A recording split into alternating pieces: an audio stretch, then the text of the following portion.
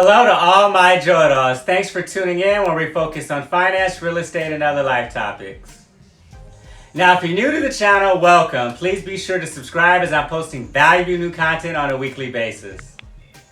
Okay guys, so I wanted to discuss the overall status of the United States economy as well as the $600 weekly federal unemployment benefit that is set to expire at the end of July. Now, if the government allows these benefits to expire and nothing is done, many Americans will fall off an income cliff.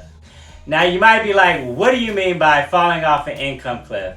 What I mean is that there are so many families out there that are barely getting by, and the additional unemployment benefit is a lifeline. There's so much anxiety and frustration out there regarding this topic, and I think it's something that needs to be discussed. Okay, WhatJoe, many economists have said that we are already in the worst economic downturn since the Great Depression. But now that downturn is an official recession. The National Bureau of Economic Research stated, and I quote, "The committee recognizes that the pandemic and the public health response has resulted in a downturn with different characteristics and dynamics than prior recessions. The unprecedented magnitude of this decline in employment and production and its broad reach across the entire economy warrants the designation of this episode as a recession, even if it turns out to be briefer than earlier contraction." In other words, WhatJoe, they are saying that the mass unemployment due to the pandemic has caused significant damage to our entire economy across many different areas, and this is why we are now considered to be in an official recession. I mean, this declaration by the Bureau of Economic Research really does confirm and puts a lot of things into perspective. We have widespread economic pain that has resulted from measures taken to combat the pandemic. Congress and the Federal Reserve has poured trillions of dollars into the economy since the recession began, and there are early signs that those efforts have helped to prevent a much worse outcome. Now, the good news is that the White House has agreed to spend $2 trillion for the next stimulus package, which is way more than they initially said. I'm thinking that the update by the Federal Reserve Board, as well as the recent announcement that the U.S. entered a recession earlier this year, is finally sinking in, and that the White House is taking this issue more seriously. Now guys, in terms of unemployment, tens of millions of Americans who lost their jobs because of the current virus pandemic have been able to collect an extra $600 in weekly federal unemployment benefits over the past few months, on top of their standard amount given by their state. Now, for many households, this enhanced benefit has been a financial lifeline.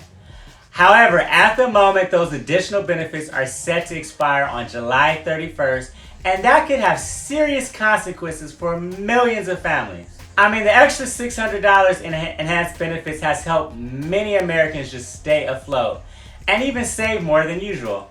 One economist, Heidi Shurtleff, stated that the $600 increase has been one of the most effective parts of the CARES Act on both humanitarian and economic grounds. And guys, I agree 100%.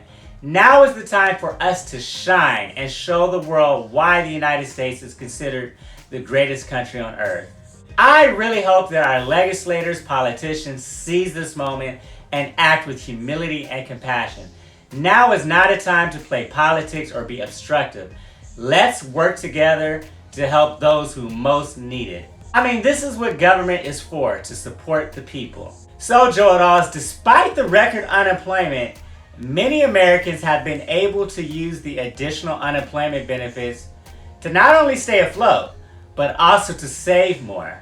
And I think that that is a beautiful thing, which is why I really hope that Congress and the White House act sooner than later to extend these benefits. We actually currently have record high savings during the worst economic collapse in generations.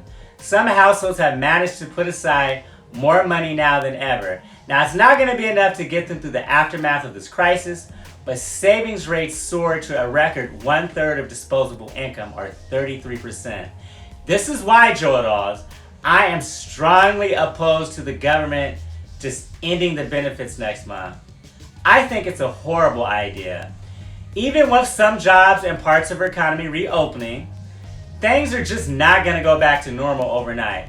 With the increased restrictions in terms of venue capacity, seating, social distance policies, many of these businesses that do reopen are not going to be immediately staffed or rehiring at full capacity. To me, it's just really common sense, which is why it's so frustrating for me that our government officials who get paid hundreds of thousands of dollars seem to just not get it or understand what the heck is going on right now. I mean, many families have already spent their one-time stimulus check they received, and unemployment is expected to remain high through the rest of 2021. Without the extra $600 benefits, it's going to return to the standard state amount, which averaged $378 per week in March. That's a 60% income reduction without another stimulus check to fall back on at the moment. If that were to happen next month, guys, it would cause pain for millions of families. It would drive down economic activity and slow our overall economic recovery. Now, critics of extending the $600 a week federal benefits say that the system is easily susceptible to fraud and that the amount is so high. Now, it is estimated that 40% of workers could potentially earn more while unemployed than going back to work, according to a recent analysis. Critics are saying that it discourages the unemployed from going back to work.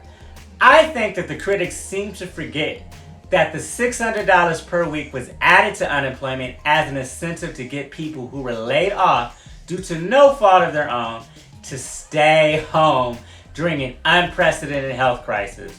I really do think it's sad, guys, that the critics assume that most people don't want to work, because I honestly believe in my heart that that is not true. Of course, there's always going to be people out there who may take advantage of a situation, but to assume that the majority of people, that most people won't work if they're able to do so, I really don't think that that's the right attitude to have right now. I mean, the reality is, Joe, is that tens of millions of people are still unemployed. Hello, government, please wake up and pay attention right now. I mean, despite the states beginning to reopen, roughly 21 million people are still unemployed. All of their jobs are just not going to reappear overnight. So no matter how eager people are to return to work, there are also just, serious health concerns for people returning to work, as some states have not taken enough measures to contain the spread of the virus. Also, guys, some states that have reopened have seen recent spikes in virus cases, which puts workers at risk. I really do feel that cutting unemployment benefits so drastically right now at this moment is going to mean less income, which means people will have less money to spend at restaurants, shops, beauty salons, and other businesses that are reopening. Now, if these businesses have fewer customers, many who were able to go back to work can find themselves out of a job, causing a second wave of mass unemployment due to a lack of slowdown of businesses from customers. So you see, guys, it really is a cycle. It's a snowball effect. One thing literally does lead to another. Now, I feel money spent on extending unemployment benefits, in my opinion, is going to help prevent an extended period of unemployment, which will do way more damage to our economy. Now, under the HEROES Act passed by the United States House of Representatives last month and is now currently stuck in the United States Senate for debate, unemployed workers could collect the extra $600 a week until January 31st, 2021. Now, Republicans believe that the weekly payment should end or be replaced with a back-to-work bonus, although it's unclear exactly what that would look like on the federal level. So, guys, right now it looks like there may be another stimulus package and possibly another round of economic impact payments to U.S. households, but it does not appear that any of those proposals will be voted on until next month. All right, Joe, so what are your thoughts about the status of our economy and the unemployment situation and unemployment benefits? Please leave your feedback in the comments section. Now, if you found value in the video, please make sure to hit that like button, share the video on your social media platforms, and be sure to subscribe to the channel for updates as I'm posting on a regular basis. Thanks again, and until next time.